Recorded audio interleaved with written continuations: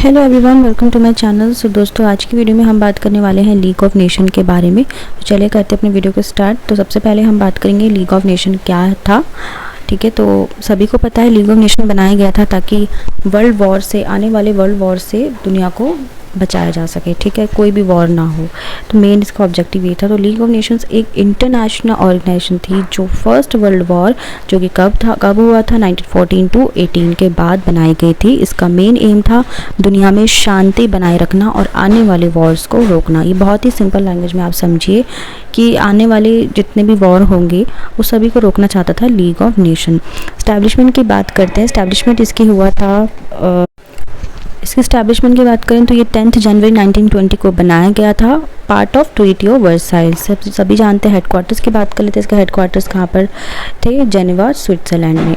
Membership of league of Nations, इसकी बात करते हैं। देखिए, इसकी शुरुआत में जो इसके मेंबर्स थे वो 42 कंट्रीज़ मेंबर्स थी, लेकिन इसके मैक्सिमम मेंबर्स 58 कंट्रीज़ थी 1920s के बाद। ये 1920s के बाद हुआ था, 58 कंट्रीज़ इसके मेंबर्स बन गए थे।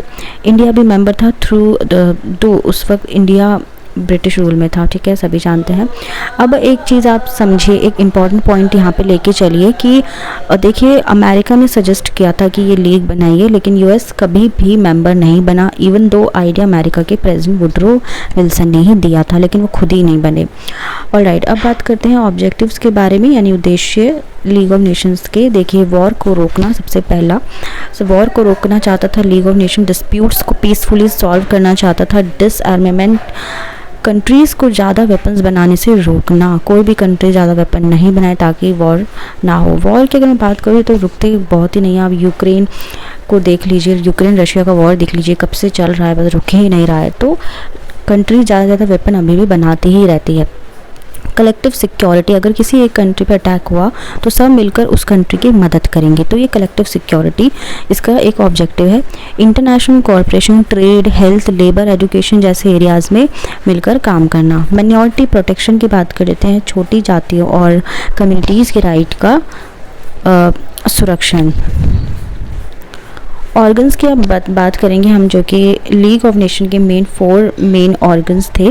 सबसे पहला है जनरल असेंबली। हर मेंबर कंट्री के रिप्रेजेंटेटिव इसमें होते थे। साल में एक बार इसमें मीटिंग ज़रूर होती थी। ये बहुत ही ज़्यादा मैंडेटरी था कि साल में एक मीटिंग इसमें रखेंगे जनरल असेंबली में। सबसे बड़ा डिसीजन मेकिंग बॉडी था ये। काउंसिल की बात करते हैं। सेकेंड, छोटी ग्रुप ऑफ पावरफुल कंट्री जैसे कि ब्रिटेन, फ्रांस, इटली, जापान, ठीक है, तो ये सब रहते थे। डिस्प्यूट्स ऑफ इमरजेंसी हैंडल करता था ये काउंसिल। हर साल 3 से 4 मीटिंग ज़रूर करता था, तो ये मैंडेटरी था बहुत ज़्यादा।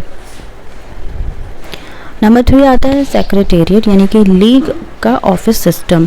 देखिए, रिपोर्ट्स बनाता था, मीटिंग्स ऑर्गेनाइज करता, और हेड की अगर बात करिए सेक्रेटरी जनरल।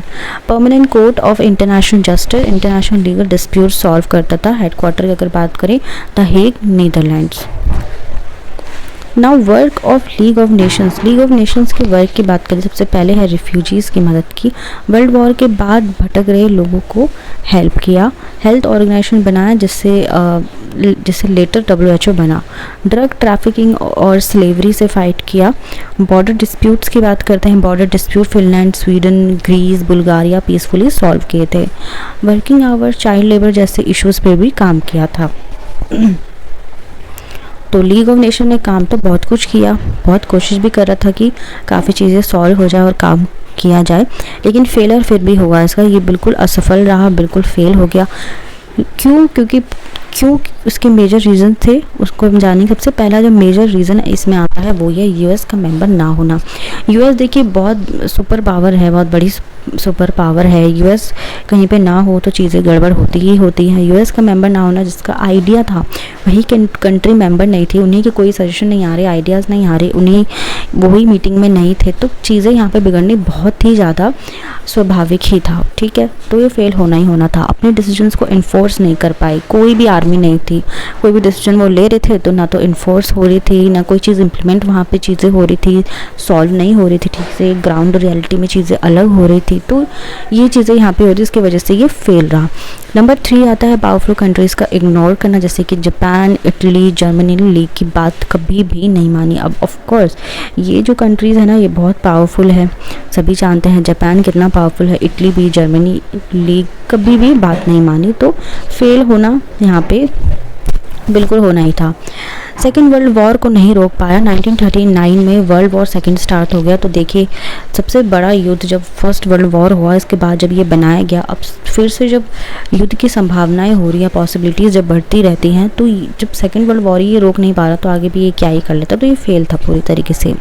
इवैल्यूएशन देखते हैं, इसके पॉजिटिव पॉइंट्स की बात करते हैं। फर्स्ट टाइम एक ग्लोबल ऑर्गेनाइजेशन बनी जिसका एम शांति था, पीस था, कई सोशल इश्यूज़ पे काम किया जैसे कि हेल्थ, लेबर, रिफ्यूजीज़, ड्रग्स।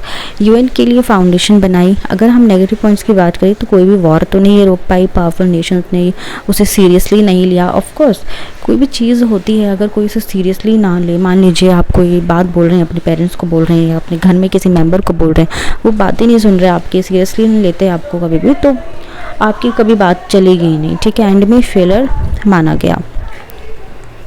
तो लीग ऑफ नेशन एक अच्छी सोच थी, बिल्कुल थी, लेकिन उसमें कुछ कमज़ोरियाँ थी जिसके कारण वो अपने मेन एम वर्ल्ड पीस को अचीव नहीं कर पाई। लेकिन इसका एक्सपीरियंस काफ़ी वैल्यूएबल रहा जिसका यूज़ करके बाद में यूएन बनाया गया जो आज भी एग्जिस्ट करता है।